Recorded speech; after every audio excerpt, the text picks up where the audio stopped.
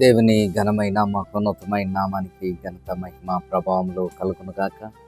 ప్రియ సహోదరి సహోదరుడా, ఈ ఉదయకాల సమయంలో దేవుని వాక్యాన్ని ధ్యానం చేసుకుందామా?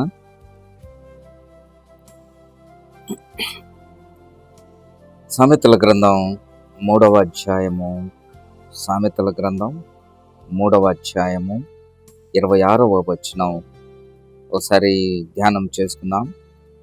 యెహోవా నీకు ఆధారమగును, నీ కాలు చిక్కుపడకుండునట్లు ఆయన నిన్ను కాపాడు. మరొకసారి చదువుతాను, వినండి. యెహోవా నీకు ఆధారమగును, నీ కాలు చిక్కుబడకుండునట్లు ఆయన నిన్ను కాపాడు. దేవుడు తన వాక్యమును మన వెనుకడిలో దీవించుగాక. క్రీస్తునందు ప్రియమైన దేవుని బిడ్డలారా, క్రైస్తవ విశ్వాస జీవితం దేవుని మీద ఆధారపడే జీవితం. క్రైస్తవ విశ్వాస జీవితం పరిపూర్ణంగా ప్రభు మీద ఆధారపడినప్పుడే పరిపూర్ణ విశ్వాసం, పరిపూర్ణ నమ్మకత్వం, పరిపూర్ణ ఆశీర్వాదం క్రైస్తవ విశ్వాసికి దొరకదు.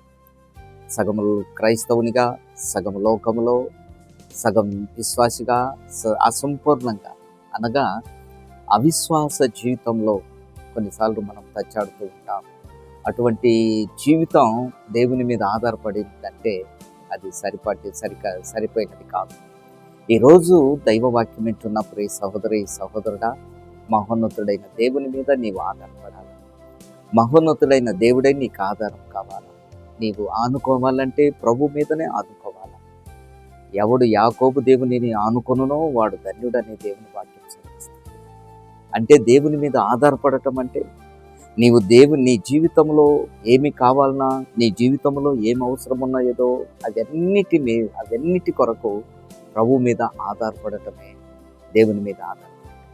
కనుక ఇక్కడ మహాజ్ఞాని సొలొమోను చెప్పిన సామెతలు 3వ అధ్యాయం 6వ వచనంలో యెహోవా నీకు ఆధారమగును, దేవుడే నీకు ఆధారమైనప్పుడు నీకు భయం లేదు. రెండవదిగా అంటాడు, నీ కాలు చిక్కుబడకుండునట్లు ఆయన నిన్ను కాపాడు.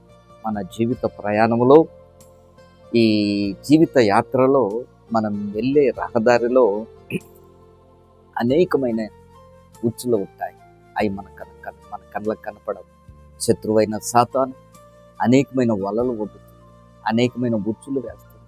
పక్షిని ఉచ్చులో పడేసినట్లు, వేటగాడు పడేసేటట్లు శత్రువైన సాతాను మనల్ని పడగొట్టడానికి పన్నాగం చేస్తుంది. కొన్నిసార్లు వీటిని తప్పించుకుంటే, కొన్నిసార్లు జిగిటగల దొంగ ఊపులు మన జీవితంలోకి వస్తాయి. వాటిని మనం తప్పించుకుంటే కొన్నిసార్లు అనేకమైన చీకటి గల లోయలు మన జీవితంలోకి వస్తాయి. అది క్రైస్తవ విశ్వాస జీవితం. ప్రియమైన దేవుని బిడ్డలారా, వీటన్నిటిలో నుండి నీవు నడిచినప్పటికీ నీ కాలు చిక్కుబడదు. నీ కాలు చిక్కుబడకుండునట్లు ఆయన నిన్ను కాపాడు. కారణం ఏంటో తెలుసా? భక్తుడైన దావీదు, చక్రవర్తి అయిన దావీదు అంటాడు కదా 23వ కీర్తనలో, గడాంధకారపు లోయలో నేను సంచరించిన ఏ అపాయం నాకు లేదు. కారణం ఏంటో తెలుసా? నీ దుడ్డు కర్ర, నీ దండము నన్ను ఆదరించును అంటాడు దావీదు. ఈరోజు వాక్యం వింటున్న ప్రియ సహోదరి సహోదరుడా, నీ జీవిత ప్రయాణంలో, నీ జీవిత మార్గంలో ఎన్ని ఆటంకాలు ఉంటాయో తెలియదు, ఎన్ని ఇబ్బందులు ఉంటాయో తెలియదు, ఎంత జిగటగల దొంగ ఊపులు ఉంటాయో తెలియదు, ఎన్ని నాశనకరమైన గుంటలు ఉంటాయో తెలియదు, ఎన్ని ఉచ్చులు ఉంటాయో, ఎన్ని వలలు ఉంటాయో నీకు తెలియదు. శత్రువైన సాతాను మనల్ని పడగొట్టడానికి, మన కాలు చిక్కుబడినట్లు చేయటానికి వాడు అహర్నిశలు ప్రయత్నం చేస్తాడు. కనుక ప్రియ దేవుని బిడ్డ, ప్రియ సహోదరి సహోదరుడా, దేవుడే నీకు ఆధారమైతే, నీ ఆత్మీయ జీవితానికి దేవుడే నీకు ఆధారం అయితే, ఆయన నీకు ఆధారమైతే నీ కాలు చిక్కుబడదు. నీ జీవిత ప్రయాణం, నీకు నడిచే ప్రతి మార్గం అది సరళం చేస్తాడు మహోన్నతుడైన దేవుడు. ఆయన నీకు ముందుగా వెళ్తాడు. కనుక ప్రియ దేవుని బిడ్డ, ప్రియ సహోదరుడా, అన్నిటికంటే ప్రాముఖ్యంగా దావీదు కీర్తనకారుడు 119వ కీర్తన అంటాడు కదా, నీ వాక్యము నా పాదములకు దీపము, నా త్రోవకు వెలుగై ఉన్నది. ఎప్పుడైతే దేవుని వాక్యపు వెలుగులో నీవు నడుస్తావో నీ కాలు ఎప్పుడు చిక్కుపడకుండాన్నట్లు దేవుడు నిన్ను కాపాడు. ఈరోజు దేవుణ్ణి నీవు ఆధారంగా చేసుకుంటావా నీ జీవితానికి? ఈరోజు నీ జీవిత ప్రయాణంలో దేవుణ్ణి నీవు మరి ఆధారం చేసుకుని ప్రయాణిస్తే నువ్వు సురక్షితమైన ప్రయాణం చేస్తావు. అట్టి కృప దేవుడు నీకు అనుగ్రహించుగాక. God bless you.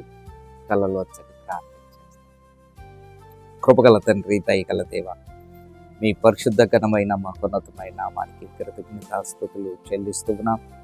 అవును ప్రభువా, నీవే మాకు ఆధారం తండ్రి. మా జీవితానికి ఆధారం నీవే తండ్రి. మా జీవిత ప్రయాణంలో మా కాలు చిక్కుబడకుండానట్లు మమ్మల్ని కాపాడే దేవుడు నాయన. నీ కృప చేత బలపరచమని నజరేయుడైన యేసయ్య నామమున అడుగుచున్నాము తండ్రి. Amen. God bless you. Prabhu